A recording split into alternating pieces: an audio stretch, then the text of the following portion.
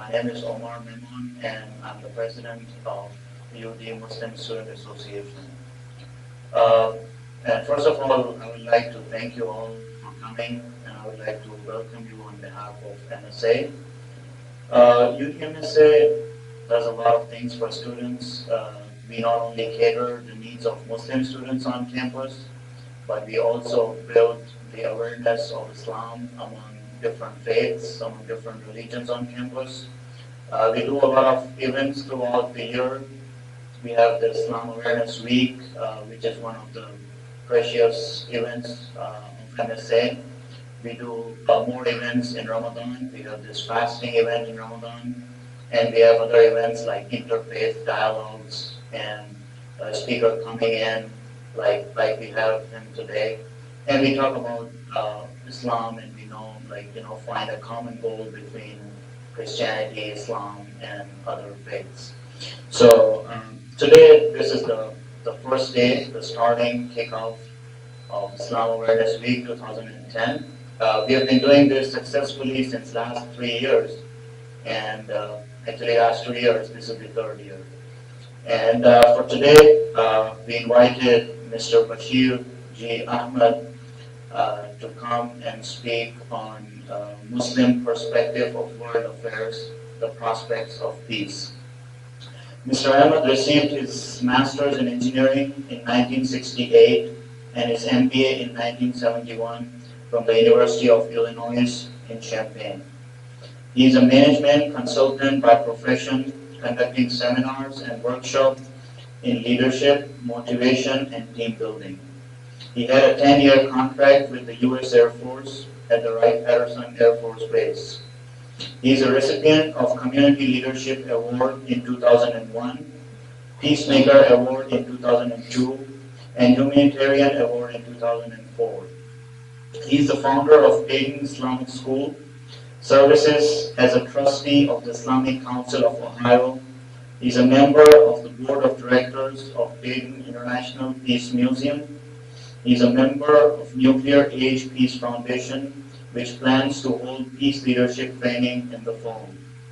He has been in the public speaking business for 25 years. He has been invited often to speak on Islam, the Muslim world, peace, and conflict resolution. So please give him a big round of applause. We invite Mr. Bashir Ahmed to speak with us.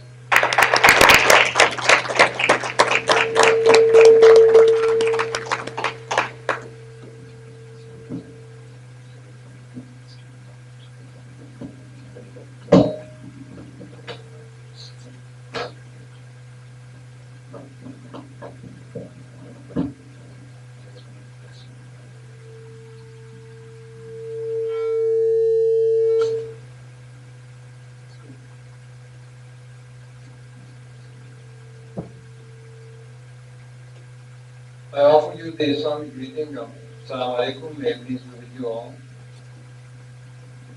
I was at a fundraiser in Columbus a couple, 3 years ago. And the keynote speaker was a gentleman who was in charge of interfaith for the U.S. Council of Churches. And there must have been about 250 people in the audience.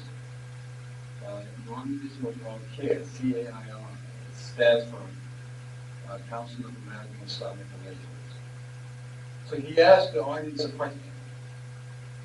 He said, you know how Jesus Christ greeted people? And there was a pin drop silence. No one knew what to say. And he said, he would basically say, Assalamu alaikum. Peace be with you. So that was a news for a lot of people. Well, tonight's topic is, as you know, Muslim perspective of world affairs and prospects of peace. It reminds me of a story of a friend who I knew back in the 70s. He worked in the armed services in Europe, and he married a lady from Sweden. Her name was Greta. And one day in Wheeling, West Virginia, we were at his house, and I noticed that his wedding band was on the right hand. His name is Bob Husa. I said, Mom, seems like you have your wedding band, the band is on the wrong hand. He said, yeah, that's because I married the wrong woman.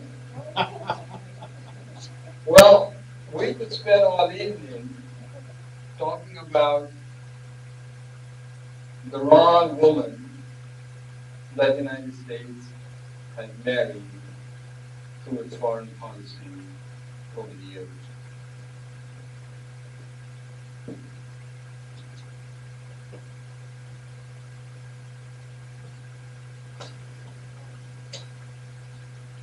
I will share some of those examples with you as I go through my presentation. The opinions of Muslims throughout the world about world events and their role are often misperceived due to the enormous diversity within Islam. There are 55 Muslim majority countries with widely varying culture ranging from Indonesia to Morocco. India has a sizable population of Muslims. China has a sizable population of Muslims. Bosnia, of course, the Muslim religion is the dominant religion in Bosnia.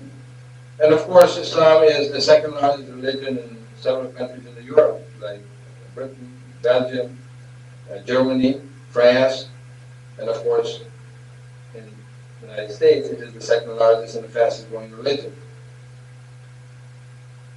In spite of this diversity, the binding force is the religion itself and the sympathy Muslims show for each other, no matter what culture or what part of the world they come from.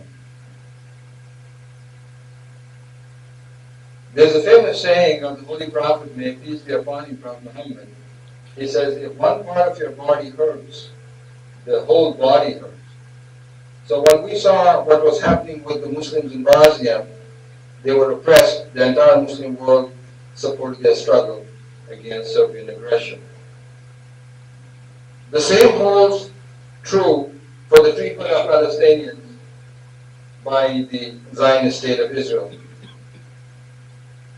The occupation of Palestinian territories.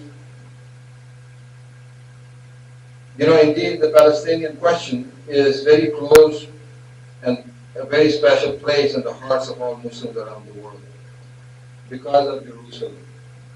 Jerusalem is not an Arab issue or a Palestinian issue. It is the issue of 1.5 million Muslims around the world. It is the third holiest city for Muslims after Mecca and Medina. A major challenge that the United States faces are the negative views of the United States by Muslims in many countries. The question is whether these views reflect fundamental reconciliation differences between America and this diverse Muslim society, or disagreement with specific policies. The lack of sensitivity by the United States toward the sentiments of Muslims is one factor fueling the anti-American attitude. They are reinforced by the total and unconditional U.S. support of the policies of Israel, be that against UN resolutions, international law, the Geneva Convention, or human rights. Then there are the bases that the United States has established from Central Asian republics to the Gulf countries, Asian like Bahrain and Kuwait, and Oman, to Pakistan and Afghanistan. And finally, the recent invasion of Iraq gave Muslims further reason to feel threatened all over the world. We are very critical with big debate about Iran. They don't even have a nuclear weapon. The debate is, are they going to have it? What if it is going to be a country with nuclear weapons? And yet, Israel has 200